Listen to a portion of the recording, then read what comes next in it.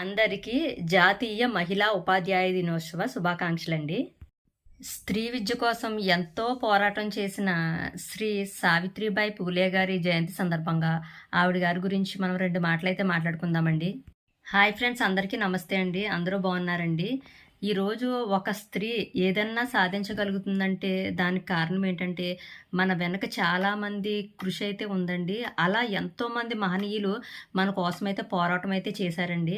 అందులో మనం చెప్పుకోవలసిన ఒక స్త్రీ అయితే ఉన్నారండి. ఆవిడే శ్రీ సావిత్రిబాయి పూలే గారండి. ఈవిడ గురించి అయితే అందరికీ తెలుసు కదండి.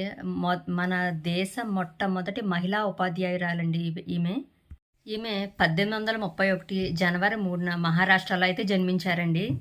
ఈమె 1897 మార్చి 10న అయితే ఈమె మరణించారండి.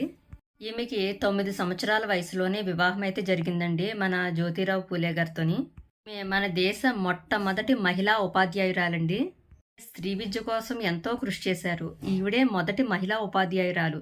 మరి ఈవిడ గురువు ఎవరు అనుకున్నారు? ఆయన భర్త జ్యోతిరావు పూలే గారండి. జయంతిని మనందరం కూడా మహిళా ఉపాధ్యాయ దినోత్సవంగా అయితే జరుపుకుంటున్నామండి. మీ అందరికీ కూడా మహిళా ఉపాధ్యాయ దినోత్సవ శుభాకాంక్షలండి. స్త్రీ విద్య కోసం ఎంతో కృషి చేశారండి. మహిళని చైతన్యపరచడానికి 1852లో మహిళా సేవా మండల్ అనే ఒక సంఘాన్ని అయితే స్థాపించడం అయితే జరిగిందండి. భర్త అయిన జ్యోతిరావు పూలే గారితో కలిసి 1848లో పూణేలో బాలికల కోసం మొట్టమొదటి పాఠశాలను అయితే ప్రారంభించడం అయితే జరిగిందండి. జ్యోతిరావు పూలే గారికి, సావిత్రిబాయి పూలే గారికి అయితే సంతానం అయితే లేరండి. వీరైతే ఒక బ్రాహ్మణ వితంతువు యొక్క కుమారుడిని దత్తత తీసుకోవడం అయితే జరిగిందండి. 1972లో యశ్వంతరావును దత్తత తీసుకోవడం అయితే జరిగిందండి. తెలంగాణ గవర్నమెంట్ అయితే 2025 నుంచి కూడా రాష్ట్ర మహిళా ఉపాధ్యాయ దినోత్సవంగా ఈమె జన్మదినాన్ని జరుపుకోవడం అయితే జరుగుతుందండి. అందరికీ కూడా మరొకసారి జాతీయ మహిళా ఉపాధ్యాయ దినోత్సవ శుభాకాంక్షలు అండి అందరికీ కూడాని. ముస్లిం మహిళా ఉపాధ్యాయురాలు వచ్చేసి ఫాతిమా షేక్ అండి. పూలే దంపతుల యొక్క బాటలో నడిచి విద్యాభ్యాసం చేసి మొట్టమొదటి మహిళా ముస్లిం ఉపాధ్యాయురాలుగా అయితే నిలవడం అయితే జరిగిందండి. పూలే దంపతుల యొక్క బాటలో నడిచి మరాఠీ భాషలో అయితే విద్యాభ్యాసం అయితే చేశారండి. ఇప్పుడు మనందరం చదువుకుంటున్నారు, ప్రతి ఒక్కరూ జాబ్స్ చేస్తున్నారు, ప్రతిదీ సాధిస్తున్నారు.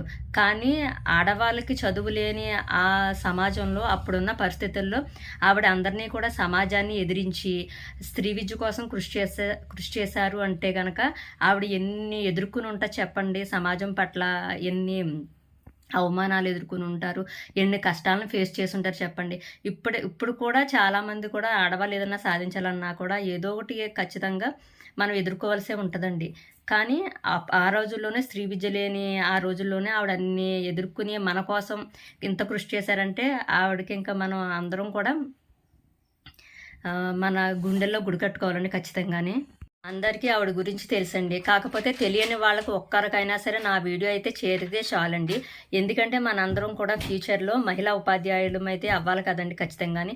మనం ఖచ్చితంగా బీఈడీ చేసామంటే ఉపాధ్యాయులమే, మహిళా ఉపాధ్యాయులు మనందరం. మన కోసం ఇంత కృషి చేసి మనందరికీ కూడా విద్యని ప్రసాదించిన అంత గొప్ప వ్యక్తి ఆవిడ గురించి 2 మాటలు చెప్పడం నాకు చాలా చాలా అదృష్టంగా నేనైతే ఫీల్ అవుతున్నానండి.